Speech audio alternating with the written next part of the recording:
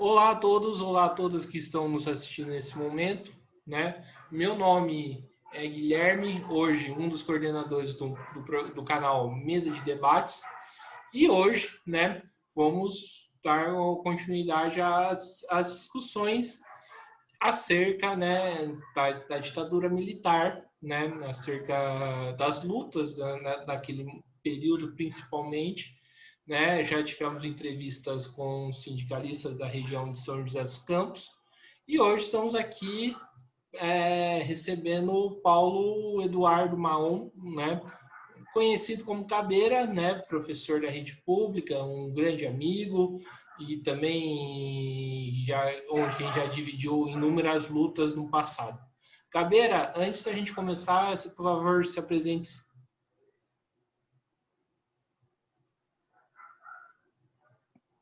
Olá, pessoal. Boa noite. Como o Gui falou, Paulo Eduardo Malmbrinho e o apelido Gadeira, não é?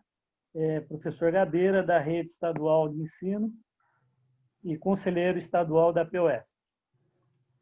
Certo. Caveira, é o seguinte, eu queria que você contasse, né, um pouco dos processos de luta, seu histórico de militância, é, e os processos de luta na época da ditadura que você vivenciou, como que você entrou nesse meio digamos, da esquerda, dos movimentos sociais, do movimento estudantil, do movimento dos trabalhadores. Muito bem. É lógico, pela minha idade, né? Eu estou com 70 anos de idade, então a coisa vai bem lá atrás, né? No final dos anos 60, né?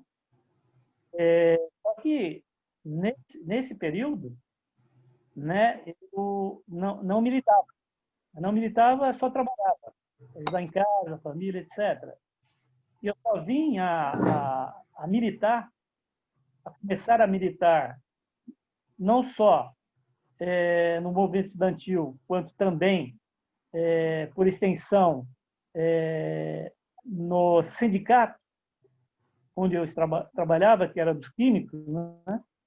Foi nos meados dos anos de 1970, certo? E aí me deparei com aquelas coisas que estavam surgindo no movimento estudantil, no novo, né, movimento estudantil, né, aquele pessoal, né, do pré-golpe e pós-golpe tinham sido, digamos assim, perseguidos, né, violentamente, e tinham sido desarticulados por conta disso, né, tá certo, né? O ápice disso foi Ibiúna, né?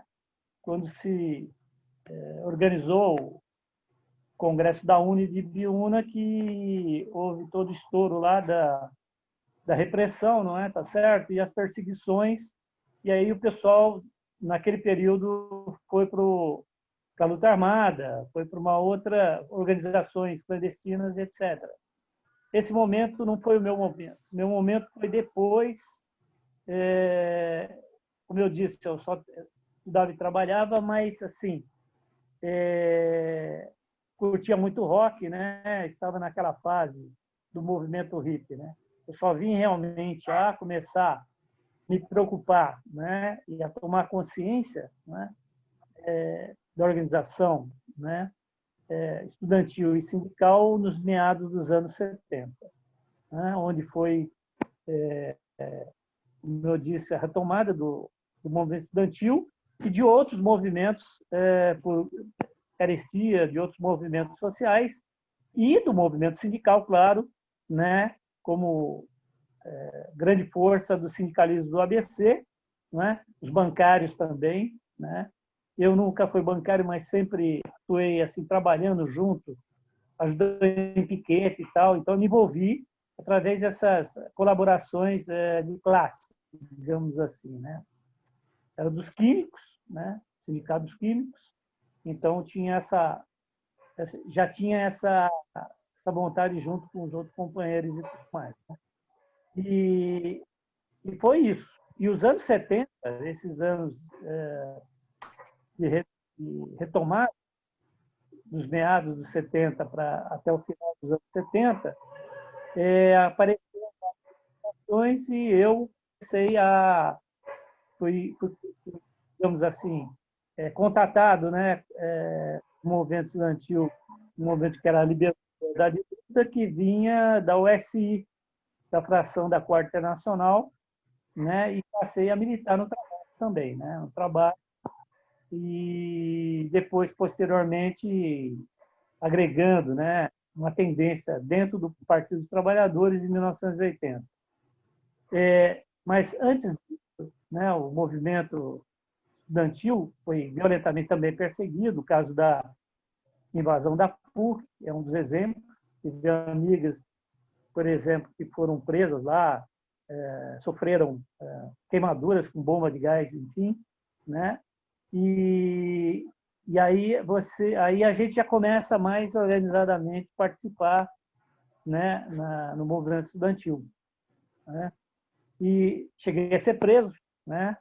Eu e uma companheira na época da Libero também, né, fazendo panfletagem em porta de fábrica durante a madrugada, pichando muro, né, de fábrica lá, com palavras de ordem como contra a baixa lei de segurança nacional e a baixa ditadura, que são palavras que retomam nessa segunda metade da década de 1970. Certo. Caveira, eu queria que você falasse um pouco, né, qual a importância, né, qual foi a importância do movimento estudantil para a retomada das manifestações de massa, né, na época da ditadura nos anos 70, no final dos anos 60 e também nos anos 80? Muito bem. Como eu disse, no final dos anos 60, né, você tinha movimentos organizados, né, pessoal de frente, por exemplo, rurais, aquela liga camponesa do Julião, o pessoal das metalúrgicas, dos sindicalistas de Osasco, Contagem, enfim, né?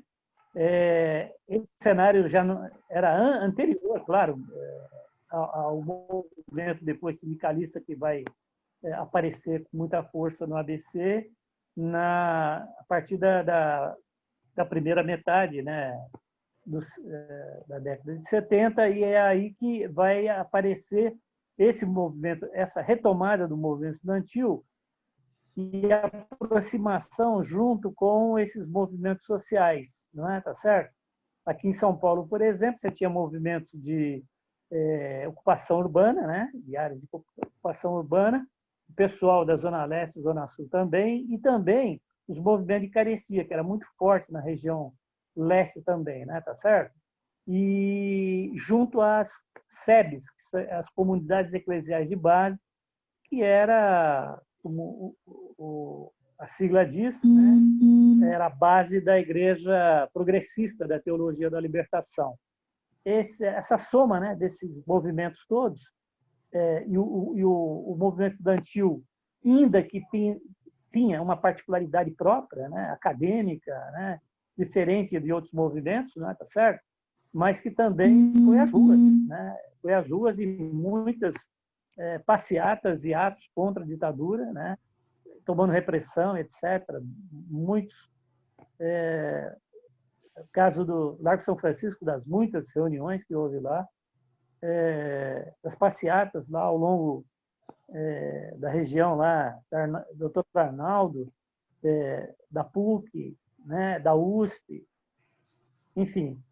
Mas devo dizer realmente que, pelo menos algumas organizações, no caso da OSI, tinha essa preocupação de estar colado também ligado a esses movimentos que eu apontei, movimentos sociais, né, tá certo? Então, essa contribuição foi muito importante junto com esse movimento estudantil, né, dessa metade, segunda metade da década de 70. Agora, nos anos 80, tá certo, a organização ela passou a ser muito mais, digamos assim, coordenada, né, com uma linha política mais definida, né, junto a esses movimentos ligados a movimentos sociais, também as comunidades, as SEBs, né, tá certo? E grande parcela dessa população organizada e como militância orgânica veio a criar várias outras organizações. No caso, por exemplo, já que eu fazia parte da OSI do Trabalho, da fundação do Partido dos Trabalhadores, não é? E das tendências internas, né? Que hoje nós temos ela como o PCO, que era a tendência da causa operária, não é? A Convergência Socialista, hoje, digamos, parte no PSTU e parte no agrupamento máximo do PSOL, né?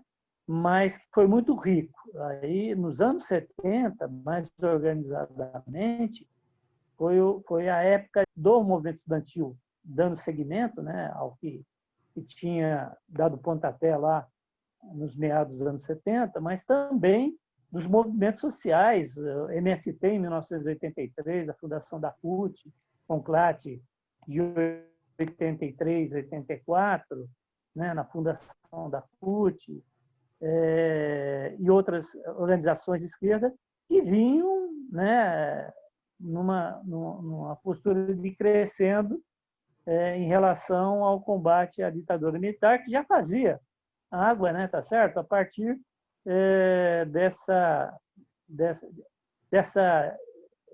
digamos assim, desse ânimo, né, desse novo ânimo, né, desses movimentos e das corporações e das organizações, né, sindicais e movimentos populares e estudantis, né, que projetaram,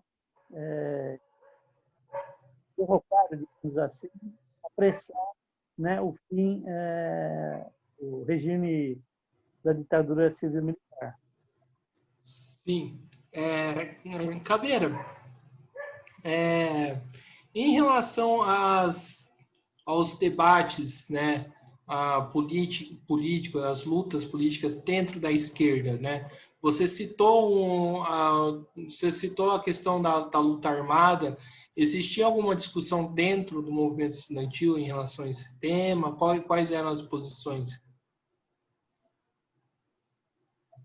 É engraçado isso, porque tinha membros, por exemplo, nessas organizações da retomada, um momento, por exemplo, Caminhando, Libelu, Refazendo, né, que eram organizações de retomada do movimento estudantil, que muitos desses membros dessas organizações tinham tido relações com o pessoal anterior da luta armada, né, do movimento estudantil que estava pegando em armas e tal, né? Mas como o momento ele exigia uma certa garantia, né, de retomada da democracia, e esse é o momento da redemocratização do Brasil, né?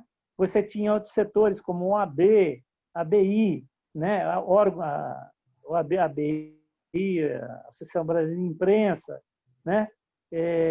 O pessoal por exemplo, isso tem que ser dito também, né?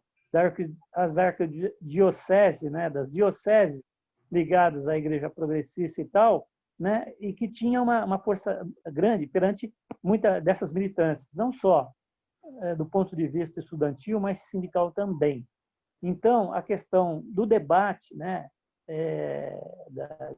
De como se organizavam o pessoal da luta armada, né, do pessoal anterior, né, ele vai ficar no segundo plano, né? Não se fala mais, entendeu, em retomar luta armada nem nada, né? O momento é outro, né? O momento da defesa pelos aqueles que estão no exílio, pela defesa da retomada, né, do pessoal exilado, né, com a lei, essa lei horrorosa, né, que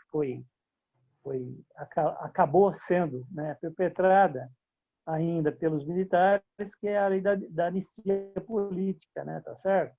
Isso aí impediu muito também uma retomada mais, digamos, orgânica, né? De um enfrentamento mais, digamos, mais vigoroso, assim, né? Tá certo?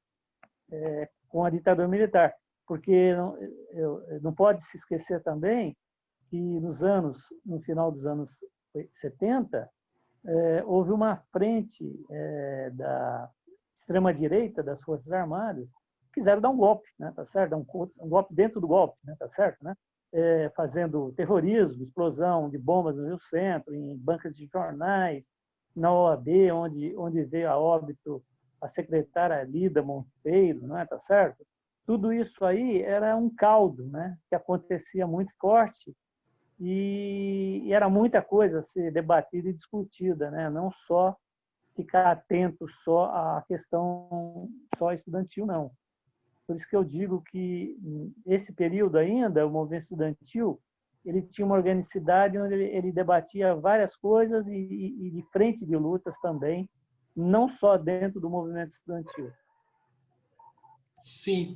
Caveira, a gente sabe que hoje nós estamos num período bastante conturbado, bastante complicado, né? E que cada vez mais coloca, né, apesar de todas as contradições que tem por conta da pandemia, mas assim, é necessário de uma hora ou outra a urgência de uma mobilização, né? Qual que é o papel hoje do movimento estudantil e o que o movimento estudantil de hoje tem a aprender com o movimento estudantil da sua época? Sim, a gente sempre fica com aquela expectativa, né, de um movimento estudantil assim forte, não é? Independente, não é? Tá certo? Que pro, coloquem propostas, entendeu, né, de luta, né, de resistência, não é? Mais claras e objetivas. Essa lição deveria ser tomada, entendeu? Justamente daqueles que tiveram, do qual eu fiz parte, de uma luta onde você estava num regime que não era democrático, né? Que era um regime de exceção, e que, por conta disso, entendeu? Você usava mais, né? Tá certo? O movimento usava muito mais, né? Não só do ponto de vista de retomada e de garantia, né? Tá certo? Das suas organizações estudantis, como as representações socialistas e universitárias, no caso da, da UBS e da UNE, né? Tá certo?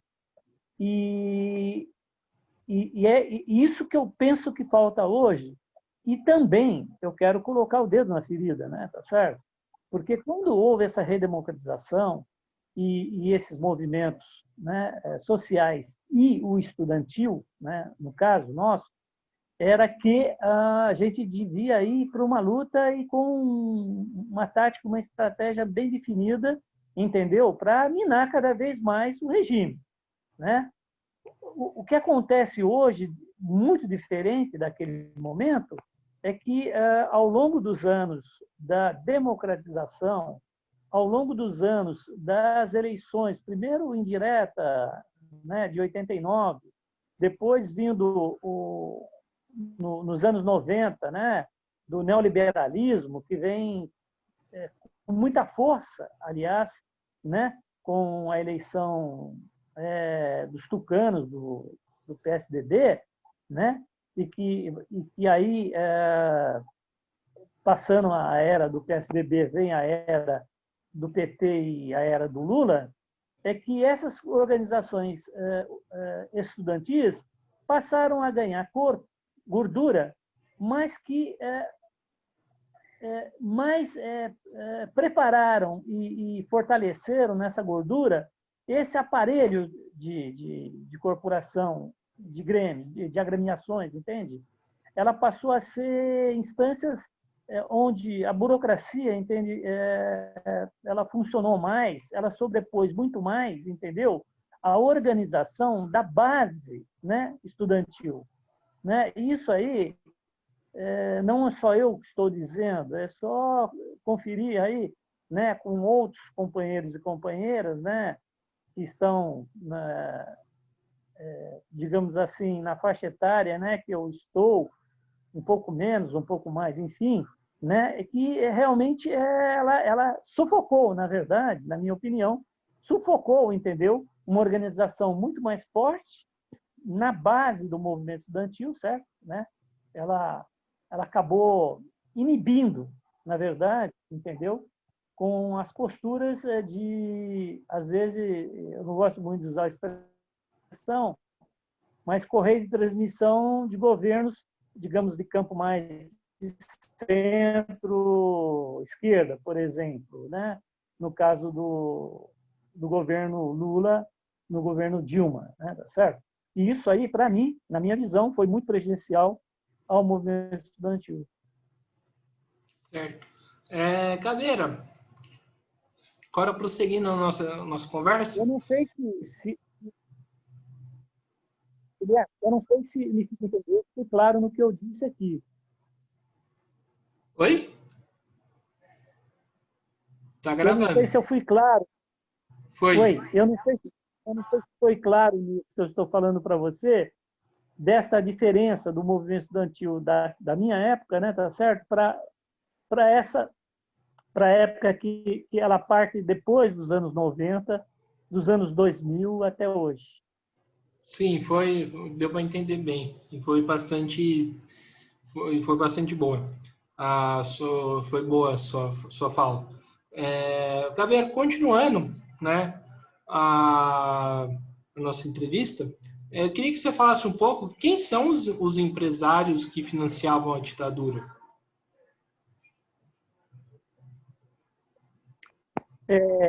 Veja só, são vários importantes empresários, eu vou falar as corporações, né? É o caso da IBM, da Volkswagen, da Ultragaz, né? Por exemplo, o caso da Ultragaz, é emblemático o filme documentário, excelente documentário, e eu recomendo para quem não assistiu, o Cidadão Boyles, né? Que era o CEO, né, da Ultragaz, e que financiava, não só financiava, como participava das ações de torturas na OBAN, né, que é a Organização Bandeirantes de Repressão, né, do Exército, no DOI-CODE, né, tá certo? As operações do DOI-CODE, que era a Operação Bandeirantes, financiada e com participação, né, dele e de outros empresários que participavam mesmo, né, tinham assim o interesse, né, e eu diria o sadismo também, né, de ver sessões de tortura, né.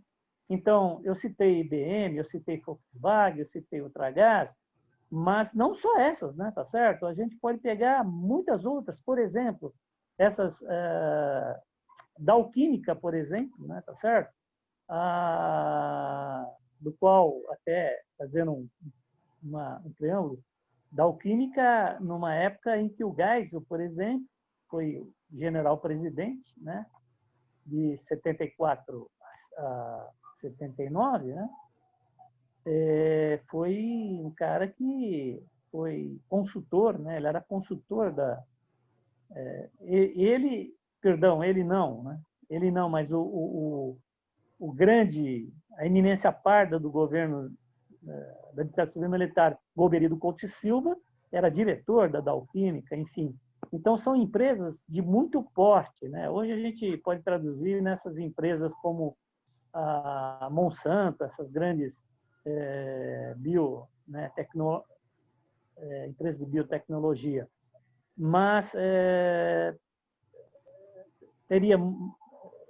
sem contar também, né, digamos assim, de uma maneira velada, da grande mídia, né, do Roberto Marinho, da Globo, os Frias, da Folha de São Paulo, né, tá certo? E a família de Estadão, né, tá certo? Então, Globo, Estadão, Folha, também eram, né, veladamente apoiadores ditadura militar, e que também tem caso da Folha de São Paulo que tinha carros, né, peruas, enfim, caminhonetes, né, que colaboraram, né, em transporte e tal, de presos e tal, da ditadura, de apoio à ditadura militar. Isso é sabido também, né, não é segredo para ninguém. Caveira, então, assim, eu queria que você falasse principalmente para quem estiver assistindo a gente, então é correto afirmar, então, no, digamos assim, no linguajar marxista, que a ditadura foi uma ditadura de classe? Com certeza. Aliás, muita gente omite, não é? Nos livros didáticos, enfim, em ensaios, e usa o termo ditadura militar. Não. O termo correto é ditadura civil militar, porque a burguesia e a classe média, uma boa parcela da classe média, era apoiadora ferrenha dessa ditadura, certo? Então, os seus agentes, né, tá certo? No caso, agentes empresariais, né, colaboradores, enfim, eram, né, civis, né, tá certo? Que apoiavam ostensivamente essa ditadura, esse regime militar. Daí porque, sim, era uma ditadura de classe, sim, né? E ditadura civil-militar. Sim. Caveira, você citou a Folha e citou também a Globo, né? Hoje a gente sabe que a Folha e a Globo são, digamos assim, entre algumas aspas, opositora ao atual governo que está aí, né? Atual governo este que é declaradamente apoiador, né, saudosista da ditadura militar. Então, você pode se dizer, então, né, que a Globo e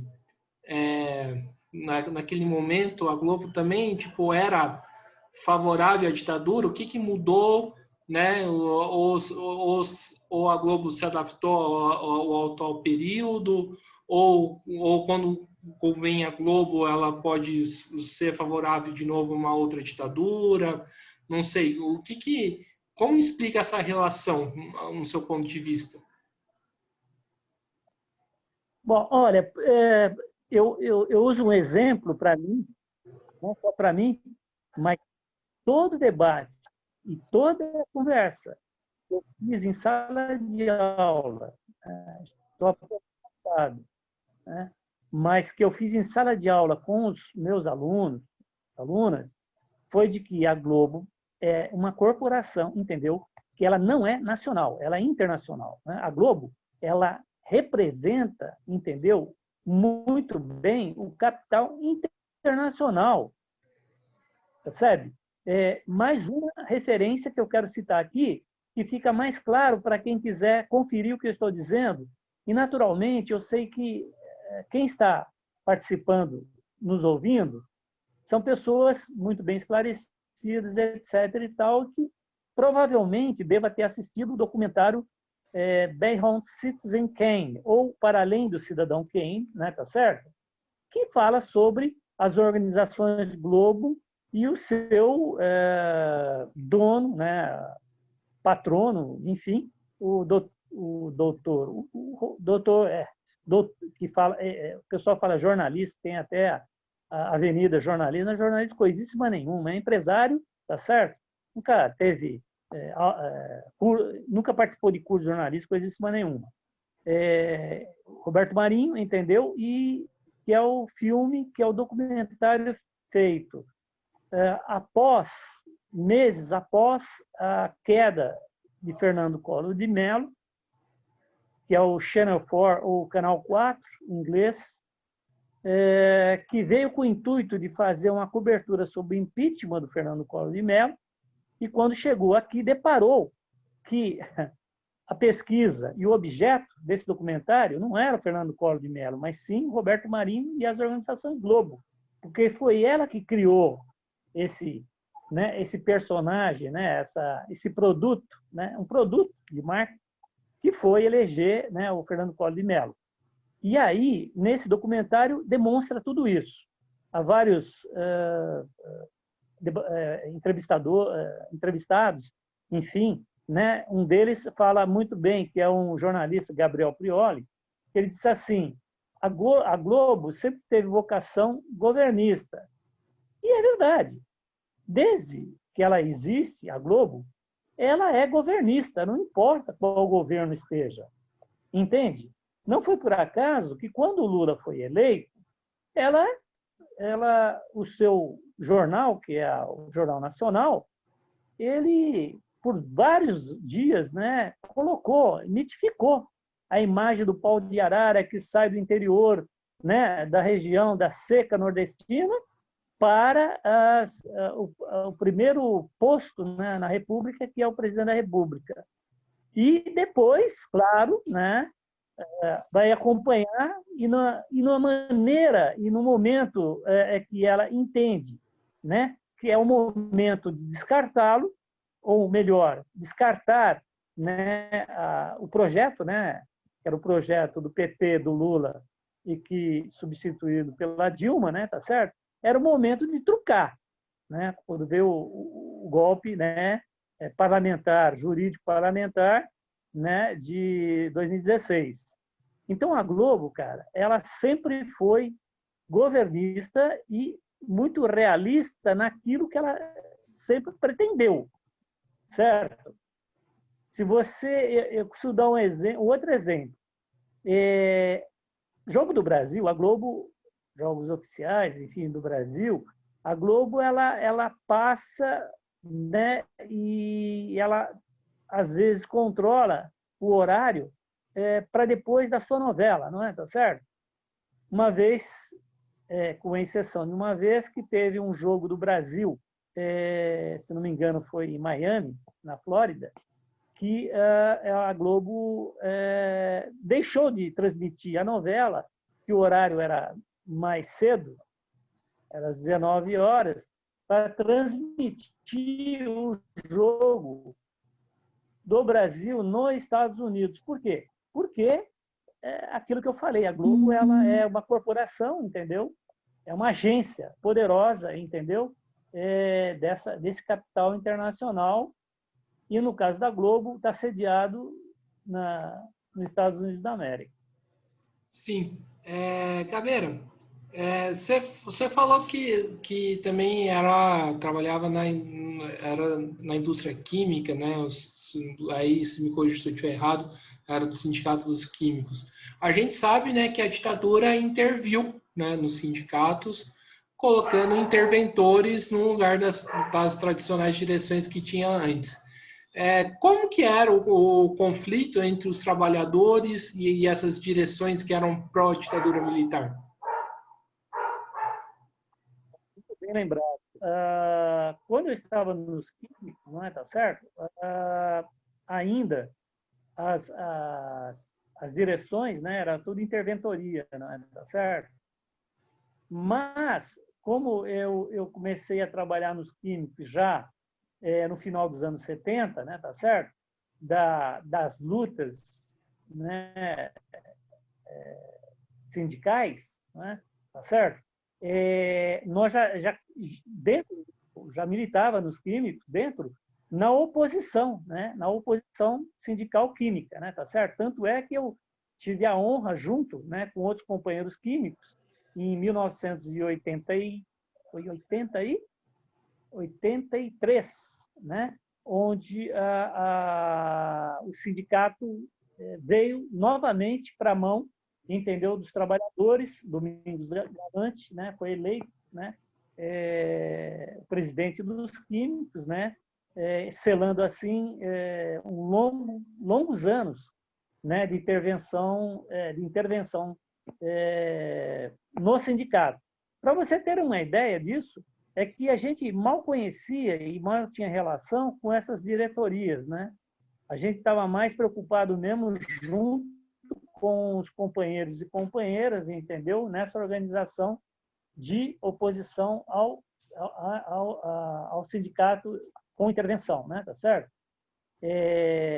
Vale lembrar também que os anos de 74, 75, que era a intervenção no sindicato lá dos metalúrgicos também, foi rompido, né? Quando o Lula, né? Quando o pessoal do ABC, né?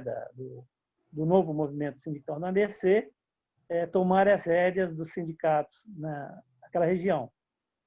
Nos químicos demorou mais um pouco e no começo dos anos 80 foi retomado, né, o sindicato. Domingos Galante é o primeiro presidente, não é, eleito democraticamente, né, e pôr no fim a intervenção sindical, a intervenção federal, né, a intervenção federal, né, a ditadura nesses sindicatos, no caso dos químicos. Eu só quero lembrar uma coisa, que, em homenagem aí ao Virgílio Gomes dos Santos, que foi um puta cara de militância ferrenha, né, tá certo? E que foi morto pela ditadura, né, militar. E não só ele, mas muitos outros sindicalistas da área dos químicos, né, que tombaram, né, defendendo, né, o sindicato, defendendo os trabalhadores contra a ditadura civil-militar. Sim. Gabeira, a gente sabe que hoje, né, a gente tem um problema, né, das burocracias sindicais, né? Mesmo nesse período conturbado, que dá mil razões, ao meu ver, para mobilizações, né? O período de golpe, né, de 2016, né, bolsonarismo, a gente vê uma apatia das direções sindicais muito forte. Você acha que os trabalhadores hoje têm que se inspirar nos trabalhadores daquela época para poder retomar os seus sindicatos e para poder organizar a luta?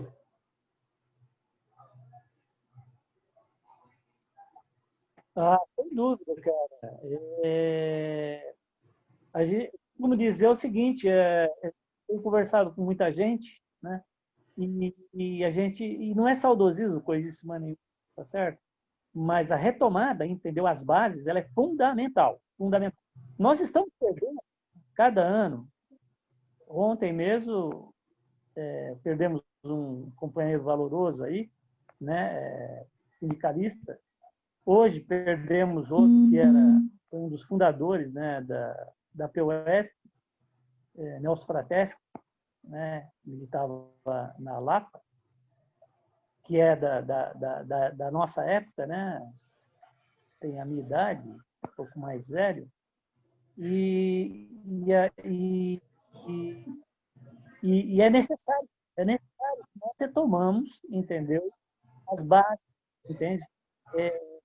Sair dessa camisa de força, entende? Se tornou, né, as corporações, as organizações sindicais, da maneira como agem hoje, da maneira como fazem a política sindical, né, tá certo? Eu só vejo essa saída, retomada das bases, não só sindicais, mas políticas e estudantis. Sem isso, não vejo perspectiva. Certo. Gabeira, como que era a relação entre o movimento estudantil com a população geral? Eu vou fechar a porta que está começando um barulho aqui. Pode falar.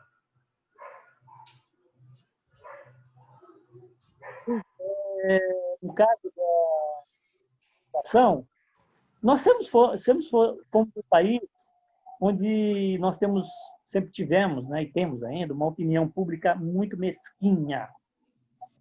Mesquinha e provinciana. O que eu quero dizer com isso, uma opinião pública mesquinha e provinciana? É que quem dá, né, o tom, né, quem dá a fala, tá certo? Quem faz o discurso, onde grande parcela da população acaba, digamos assim, aceitando, né, esse discurso, né, até reproduzindo esse discurso, tá certo? Impede realmente que a população ela tenha uma aproximação junto às organizações, entendeu?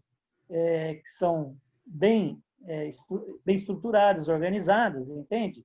E que oferecem propostas, entendeu? São propostas também, no fundo, seriam propostas do interesse dessa população, entende? Mas essa opinião, repito, essa opinião pública, o que é a opinião pública? São os setores médios da população, certo? E esses setores da população acabam influenciando, entendeu? Uma população, entende? Então, esses setores médios da população, entra a mídia corporativa, entra essa classe média, entendeu? Burra, ignorante e provinciana. E também, não só isso, mas a classe média também, ela é arrogante, pedante, se acha, entendeu? Né? Que está num patamar superior, e porra nenhuma, desculpa a expressão, mas não está, né? Mas se ilude, né, com isso, né? E setores da mídia corporativa, entende? Setores da igreja, entendeu? Conservadora, entende? E igreja, eu estou colocando aí todos os matizes aí, entendeu? Todas as chamadas matizes, não, matrizes, né? As matrizes, né? Dessas igrejas, entendeu? Que influenciam, sim, também, né? Então, na nossa época, o movimento estudantil, né, essa população, como você fala, a população, de uma maneira genérica, né, ela não via com maus olhos, não via. Até apoiava as correrias, as coisas que aconteciam nas ruas, a repressão. Teve um episódio muito marcante que marcou a gente na época, que tinha um enfrentamento, que era uma passeata, que partia ali próximo ao Emílio Ribas, ali, né? A doutora Arnaldo, e que estava toda a tropa de choque de um lado, né? Toda perfilada, o Erasmo Dias comandando, e uma senhora mesmo, né? Longeva, estava com uma sombrinha e foi tomar satisfações com o coronel Erasmo Dias, dizendo assim: você não tem vergonha de querer bater em crianças, em jovens aí, entendeu? Que estão aí lutando, tal, não estão fazendo nada, não estão roubando nem nada. Essa postura dessa senhorinha, dessa senhora, dá um pouco dessa, digamos assim, dessa impressão aí que eu estou dizendo a você sobre essa situação, entende? Eu acho que a partir disso é que a gente vai, naturalmente, pensar, né, como é que o movimento estudantil ele tem, né, impacto, tem alguma empatia junto à população, Guilherme. Hoje está pior, muito pior, porque hoje pais, né, mães, entendeu, falam sobre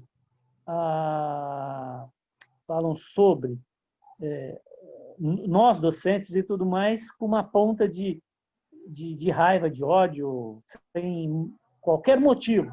E você sabe muito bem disso, né? Tá certo?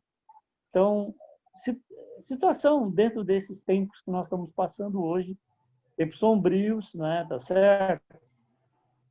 Hoje nós estamos numa situação onde eu digo que a sociedade está passando por uma distopia, né? Sim. Cadeira, não sei se você concorda comigo, mas assim, é correto? Você acha que a burguesia sempre conseguiu hegemonizar boa parte da população brasileira, a burguesia brasileira?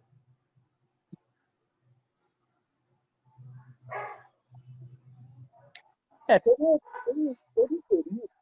período pré-64 em que isso não tinha muito claro. Eles trabalhavam nos bastidores, tá? quer dizer, o populacho, a população, né, o povo, né, em geral, passava ao largo disso, né? Então, essa burguesia ela não, não tinha tanta força. Quer dizer, ela só vem a ganhar força, entendeu? Quando ela é sinalizada com apoio internacional, tá certo? Sem esse apoio internacional, lufas, não ia acontecer nada, entende? O golpe só resultou, né? E a burguesia apoiando, né? Tá certo? E depois setores médios, classe média, no primeiro momento da ditadura, ela vai ser beneficiada, é verdade, isso, tá? É verdade. E que, com isso, a gente tem uma situação em que, nesse momento, né, tá certo? A burguesia pré-64 não tinha tanta força assim, porque os movimentos organizados, não só urbanos como rurais, tinham muita força. Tinha muita força e junto a muita base também, tá certo? Mas isso foi um momento muito particularizado, muito de poucos anos. Sim. Caveira, já que a gente está falando de movimento estudantil, agora eu queria que você falasse um pouco a relação do movimento estudantil com o movimento de trabalhadores. Qual que era a relação entre os dois setores, assim, na época da ditadura militar? Interessante, porque eu conheci, convivi, inclusive com companheiros que foram presos, torturados e mortos, eu convivi com esses daí também, apesar de não ter estar militando, e que muitos estudantes eles saíam da função estudantil e iam trabalhar em fábricas. Tinha dentro das fábricas, apesar da ditadura militar, os chamados conselhos de fábrica. Eu conheci muitos estudantes, não muitos assim, mas vários estudantes que saíam da sua atividade no movimento estudantil e iam trabalhar como peão em fábrica, entende? Então, teve setores estudantis realmente que tentaram se aproximar, entendeu, do movimento sindical, dos trabalhadores, tá? Mas isso especificamente trabalhando em fábricas e tal. E outros também apoiando, né, junto, no que fosse possível, né, dentro do movimento estudantil, mas digamos, com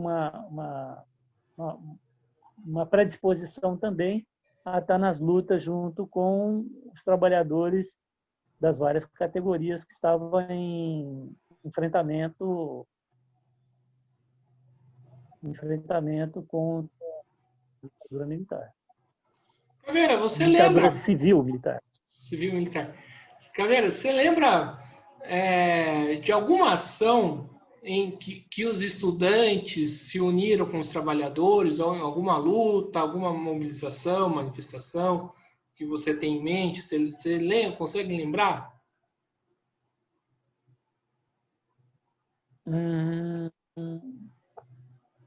Eu lembro de uma, assim, que os estudantes tiveram uma participação muito grande, que foi lá na Zona Sul de São Paulo, na segunda metade do século, perdão, na segunda metade dos anos 70, que foi antes e depois da morte do Santo Dias da Silva, lá na fábrica Silvânia, né? Fábrica de televisores, né? Lá em Santo Amaro, né? E que muitos estudantes e pessoas, eu estive também, no apoio aos trabalhadores lá da Silvânia, entendeu? Da greve da Silvânia.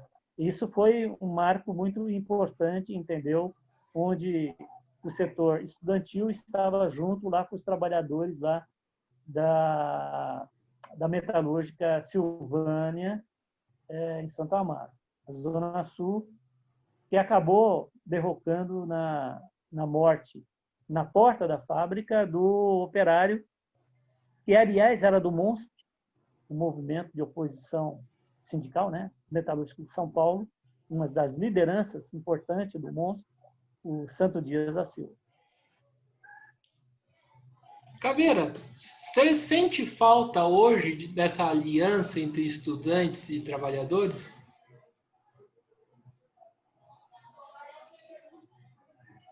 Com certeza. Aliás, sempre a gente, nas aulas, sempre falava isso, né? Que trabalhadores e estudantes unidos jamais seriam vencidos. Sim. E eu queria que você falasse agora um pouco de como que funcionava a esquerda, né? Como que era o funcionamento da esquerda, quem eram as correntes, os partidos, quais eram as linhas ideológicas. Você consegue fazer uma explicação em torno disso? Bem, se eu for falar dos outros, eu vou falar só do ponto de vista documental, né? Como, digamos assim, leitura, acompanhamento, enfim, né, dos movimentos até o fim da derrocada dos companheiros e companheiras, né, combativos que tombaram né, na primeira metade de 74, né, 75, né, que tombaram, né, frente à ditadura civil-militar, que eram os grupos, né, tá certo, de ação violenta, mas ao mesmo violenta no sentido de enfrentamento, né, tá certo? E outros que eram mais assim do ponto de vista estratégico, né, de organização e de apoio, né, tá certo? Você tinha a Ação Popular, né, tá certo? Que era ligada à Igreja Católica. Você tinha o Molipo, né, tá certo? Que era uma organização ligada ao grupo de esquerda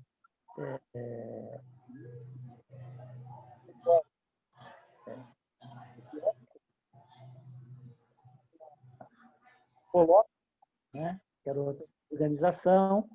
Tinha aquelas mais de frente, no caso da Valpalmares, a LN, né?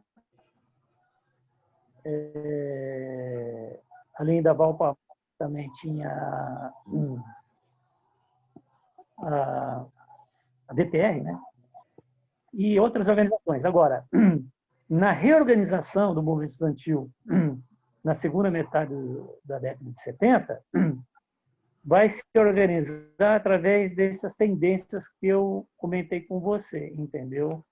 Que eram as correntes dentro das universidades, dos secundaristas, né, tá certo? Que era a refazenda, né, de recorte, né, mais ligado ao PC, né, caminhando, né. Tinha o Sendeiro também, né, que era ligado lá ao pessoal lá, né, dos Tupamaros e tal. Tinha quem mais? Que eu estou relembrando assim, né, tá certo? Bom, a Libelu, né, também, que atuava muito na USP, bastante na USP, Libelu, né? E... Certo. Oi? Oi? Pode falar. Pois não. Não, eu estou dizendo que cada um, dentro das suas táticas e estratégias de luta e de organização, né?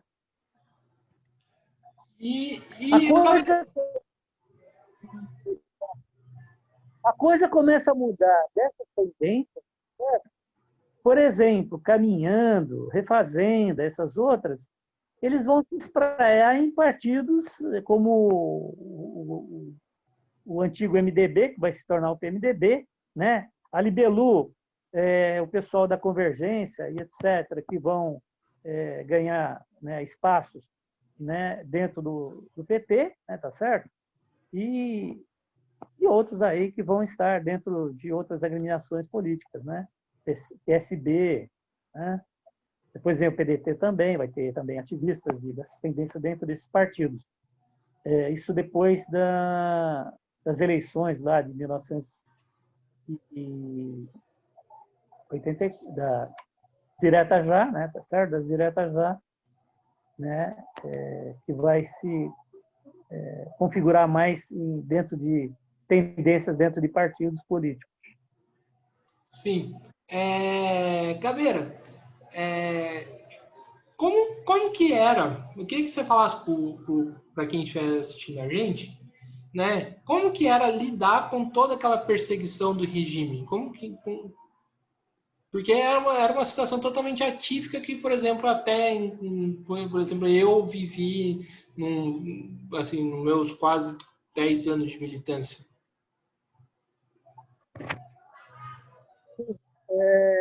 Não, claro, é tudo processo de segurança, né, tá certo, né? Então, como a gente militava clandestinamente, entende?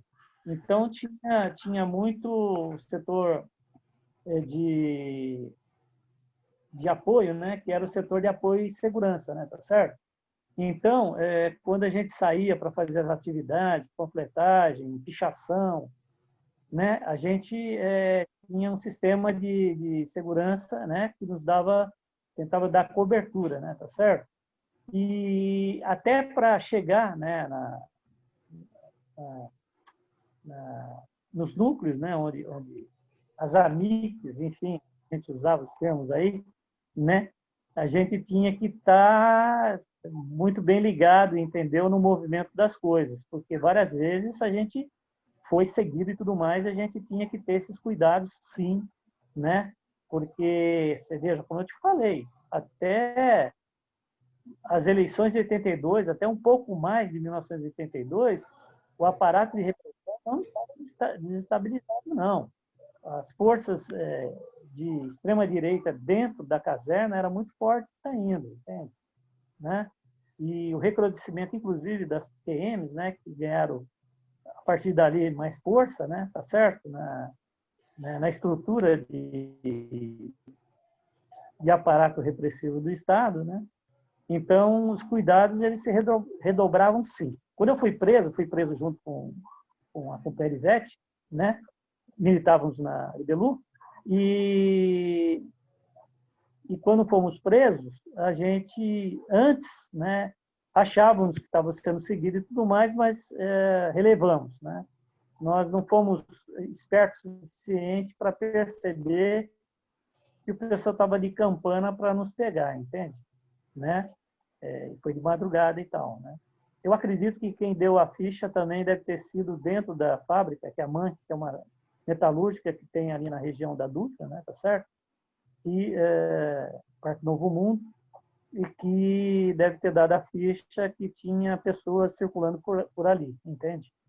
Então, essa questão da segurança era muito importante, sim, né? Porque a barra era pesada mesmo, era perigoso mesmo. E olha, e só um adendo sobre essa nossa prisão. Nós ficamos 3 dias na 19ª, que foi uma delegacia de polícia da Vila Maria, né, que é o distrito, né, da região, lá de toda a região, e só não fomos para o DOPS por conta de uma interferência de um familiar ligado era um delegado de polícia ligado ao DOPS, que nos colocou, né, para os contatos que estavam na delegacia, que queriam fazer contato com o DOPS, e dizendo que nós éramos aventureiros, românticos, etc. e tal, mas que não oferecia nenhum perigo nem nada, entende?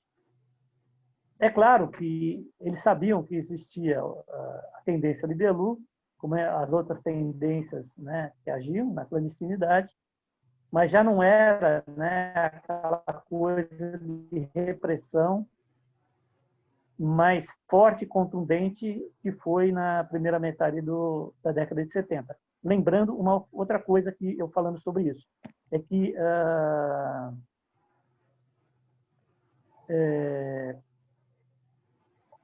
até 1984, nós estava num evento que a gente foi não me falha a memória agora, tentar lembrar. Sim, no teatro, como é que é o nome do teatro? Que fica na Borda da Lagoa, ali na Vila Mariana. Tentar lembrar o nome, eu esqueci. Que tinha uma peça, que era uma peça do grupo do Teatro Em Olho Vivo, né? Que era uma peça que retratava as missões lá, os povos das missões de São Miguel, lá no sul, que era uma peça Morte aos Brancos, Ayacutia Caraiba, né? E que o pessoal da repressão foi para cima e tal, tiveram que esvaziar todo o teatro, né? E aí nós também corremos risco ali também de ser presos, e a coisa podia ser mais perigosa ainda. Então, para você ver que a repressão ela não descansava, não. 84 foi incêndio do Puca, né? Ah, sim, que tem marca do incêndio até hoje lá, né? E quando eu estava lá, inclusive, ficou anos ali. Eu nunca desvencilhei da PUC, sempre estava lá, fiz depois licenciatura, fiz especialização, enfim. Participava muito de seminários, coisas lá na PUC, e aquele cheiro, né, aquele odor, né, de queimado, né, ficou por muito tempo ali. Você descendo a rampa ali, era aquele cheiro forte de queimado. Sim. Para quem não sabe, Tuca é o Teatro da PUC São Paulo, que fica na Monte Alegre. Que foi atacado pelo CCC, que era o Comando de Caça aos Comunistas. Então, eles estavam ativados, eles não estavam desativados. Sim. Gabriela, você já falou um pouco, eu queria que você aprofundasse mais, mas de um modo mais geral. O que as mobilizações daquela época têm a ensinar hoje? Elas têm que ensinar uma coisa que nós perdemos ao longo do tempo, entendeu? Ousadia. Ousadia. Ousadia e coragem. São duas palavras, cara. Ousadia e coragem para enfrentar os inimigos, entendeu? De classe. Nós Sim. tínhamos ousadia, nós tínhamos coragem. Hoje falta ousadia e falta coragem. Sim. Você acredita que essa nova juventude que desperta, principalmente que é contra o governo, essa juventude é ousada ou como que você enxerga? Olha, existem sim núcleos, nichos, vou chamar de nichos, né? Dentro do movimento estudantil, né? Secundarista, por exemplo, o exemplo foi 2015, ocupação das escolas, coisa maravilhosa. Ousada, não foi? Não foi Foi. ousada? Foi muito ousada, entende? E a gente se orgulhou daquilo, e a gente pensava que aquilo ia um acilo de pólvora.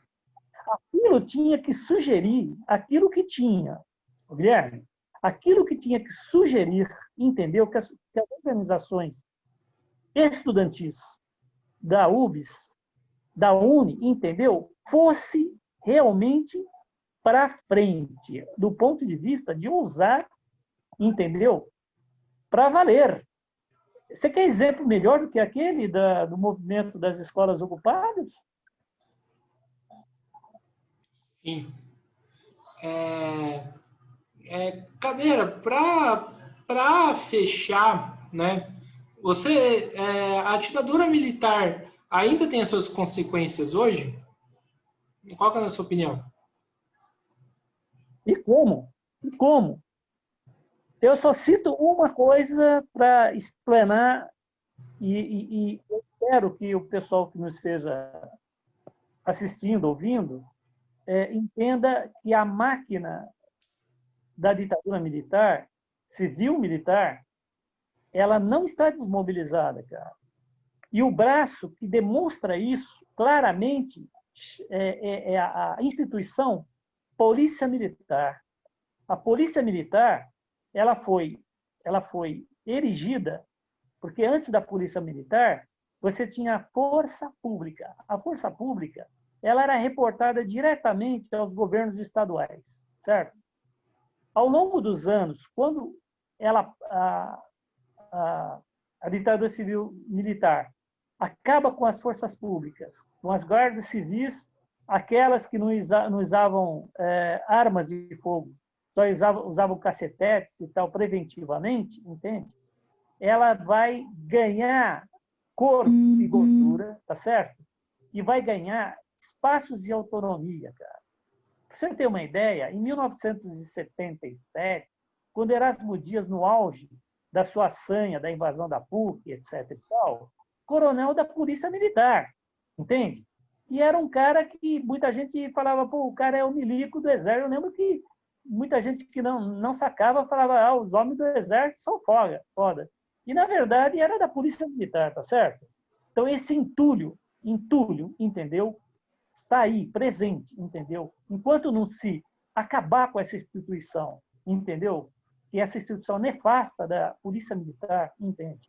Né? Nós vamos estar com ranços, entendeu? Perigosos, com situações limítrofes para a democracia. Você deve estar acompanhando, e quem nos ouve também, de que agora existe uma manobra, entendeu? De que manobras da direita e da extrema-direita no parlamento, tá certo? Querendo tirar a autonomia dos governos estaduais, né? Ou seja, a responsabilidade dos governantes pela Polícia Militar e federalizar a Polícia Militar. Isso é um braço perigosíssimo armado desse governo que aí está, que tem toda a simpatia, entendeu, pela ditadura civil-militar. Sim. Gabeira, estamos aqui chegando no final de mais uma entrevista, né, do Mesa de Debates. Primeiramente, quero agradecer muito, né, por você ter aceitado o convite. Eu acho que é importantíssimo, né, as gerações futuras a aprender, né, com o passado, né, até porque tem acreditado que a luta a gente não pode começar do zero, né? A gente sempre começa de um ponto e herdado das antigas gerações, e acho que é importantíssimo gerações como a minha e também gerações mais novas aprenderem com o passado e aprender com os lutadores do passado, né? Que não está só no passado, no seu caso, que você é ativo, a gente teve a oportunidade de dividir greves, eleições sindicais, né? Mas acho que é importantíssimo aprender, né? Então, por isso, quero agradecer e passo para as considerações finais.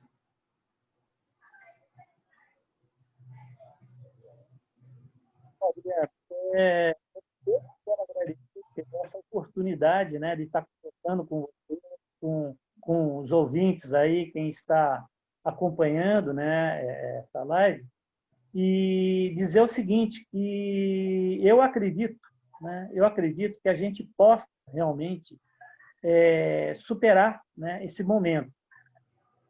Cabe a nós, entendeu? Cabe a nós, né, nós uma geração mais longeva, né, tá certo? E vocês da nova geração, e esses que estão vindo aí, tá certo, né? Na flor da idade aí, que tem nessa vontade, né, de defesa, né, daquilo que a gente mais preza, que é a liberdade, que é a justiça, que é a igualdade, né, tá certo? E que eu faço aqui a minha,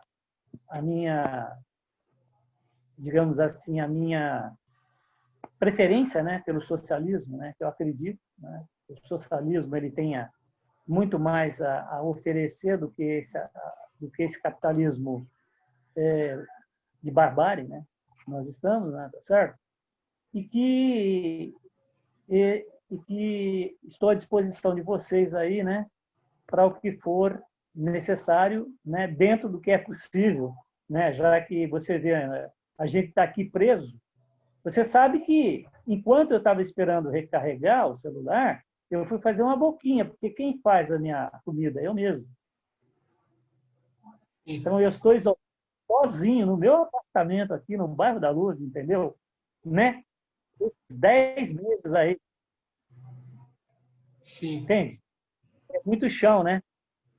Só saindo raramente no mercado aqui perto, comprar as coisas, né? Ver as coisas de remédio, coisas de saúde, etc. Não é isso, né? E dando umas caminhadas aqui no Parque da Luz, mas raramente, entendeu? Por isso que a gente está driblando essa Covid, essa coisa aí que está aí. Agora, no que for possível, né? E esperamos também que a gente saia, né, dessa, digamos, dessa trincheira, né? Dessa trincheira clandestina. Porque nós estamos numa trincheira clandestina agora, né, cara? Sim, Né? sim. Aliás, viu, o Guilherme, lembrei, de falar bem da Netflix, né? Está no Netflix, que chama A Trincheira Clandestina. Assistiu? Não, eu vou procurar. Eu vou procurar. Eu vou aproveitar que eu vou pedir um lanche, né? Aí eu procuro. Eu vou dizer o ambiente, né?